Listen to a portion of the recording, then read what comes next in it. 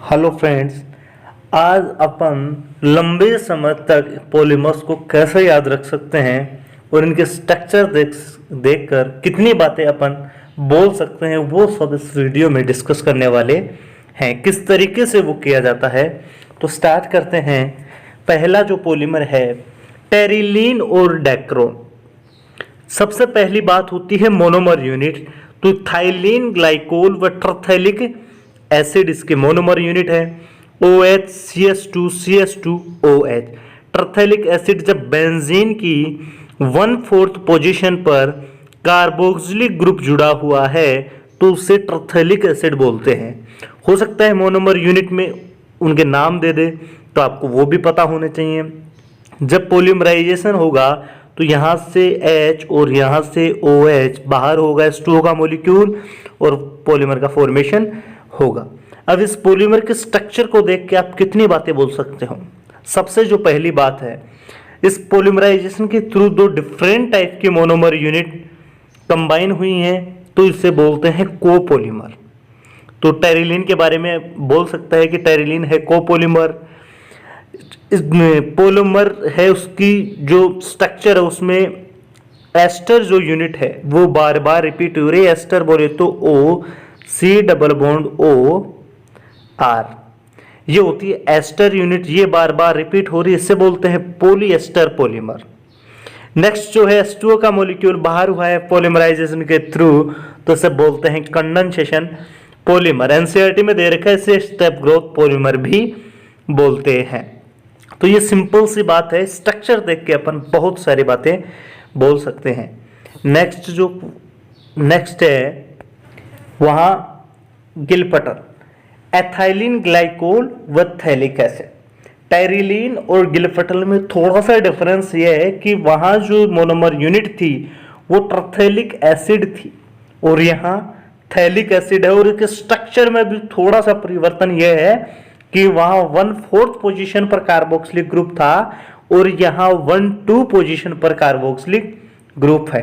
बाकी सब कुछ सेम है। पॉलीमराइजेशन के थ्रू H और OH H2O का मॉलिक्यूल बाहर होगा, पॉलीमर का फॉर्मेशन होगा। वही एस्टर यूनिट रिपीट हो रही है तो पॉलीएस्टर, H2O का मॉलिक्यूल बाहर हुआ, कंडेंसेशन पॉलीमर या step growth polymer. Different type की मोनोमर यूनिट काम में आई है तो कोपॉलीमर। नेक्स्ट जो है वो है नाइलॉन 66।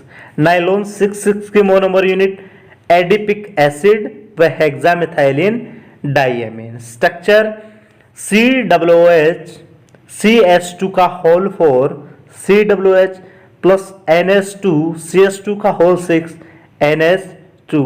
IUPAC नाम आपको दे सकता है हेक्सेन डाइओइक एसिड व हेक्सेन 1,6 डाइएमीन। पॉलीमराइजेशन के थ्रू यहां से OH और यहां से H H2O का मॉलिक्यूल बाहर होगा, पॉलीमर का फॉर्मेशन हुआ। यहां क्या बातें बोल सकते हैं, किसके स्ट्रक्चर देख के H2O का मॉलिक्यूल बाहर हुआ है तो कंडेंसेशन पॉलीमर, जिसे स्टेप ग्रोथ पॉलीमर भी बोलते हैं। एमाइड यूनिट रिपीट हो रही है, एमाइड यूनिट NHC+O, ये यूनिट जब रिपीट होती है तो उसे बोलते हैं पॉलीएमाइड पॉलीमर भी बोलते हैं। डिफरेंट टाइप की मोनोमर यूनिट काम में आई हैं तो इसे कोपॉलीमर भी बोलते हैं। नेक्स्ट जो है नाइलॉन 6। नाइलॉन 6 में सिर्फ एक ही टाइप की मोनोमर यूनिट काम में आती है, कैप्रोलैक्टम, इसलिए इसे होमोपॉलीमर बोलते हैं। कैप्रोलैक्टम के स्ट्रक्चर लैक्टम साइक्लिक एमाइड के लिए यूज होता है lactam. Caprio number of carbon अगर 6 हो तो उसके लिए यूज होता है कैप्रो।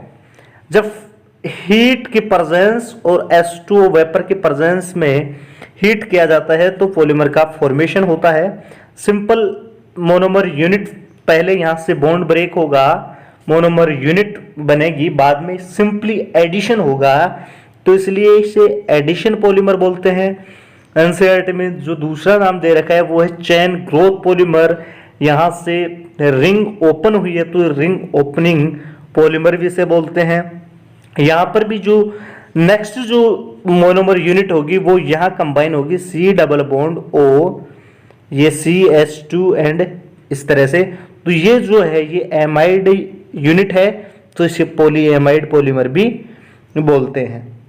नेक्स्ट जो है नाइलॉन 2,6, इसके लिए एक बात बहुत इंपॉर्टेंट है कि ये बायोडिग्रेडेबल पॉलीमर है। इसकी जो मोनोमर यूनिट है वो है ग्लाइसिन व एमिनो कैप्रोइक एसिड। ग्लाइसिन बोले तो NH2CH2COOH न्यूट्रल टाइप का एमिनो एसिड है, और एमिनो कैप्रो बोले तो नंबर ऑफ कार्बन 6, और एमिनो है तो एमिनो कैप्रोइक एसिड। वही पॉलीमराइजेशन के थ्रू HOH बाहर H2O का मॉलिक्यूल बाहर हुआ, पॉलीमर का फॉर्मेशन हुआ। एमाइड यूनिट का रिपीटेशन हो रहा है तो पॉली एमाइड है ये। डिफरेंट टाइप की मोनोमर यूनिट है, कोपॉलीमर है ये। H2O का मॉलिक्यूल बाहर हुआ है, कंडेंसेशन पॉलीमर है ये, जिसे स्टेप ग्रोथ पॉलीमर भी बोलते हैं। Thank you.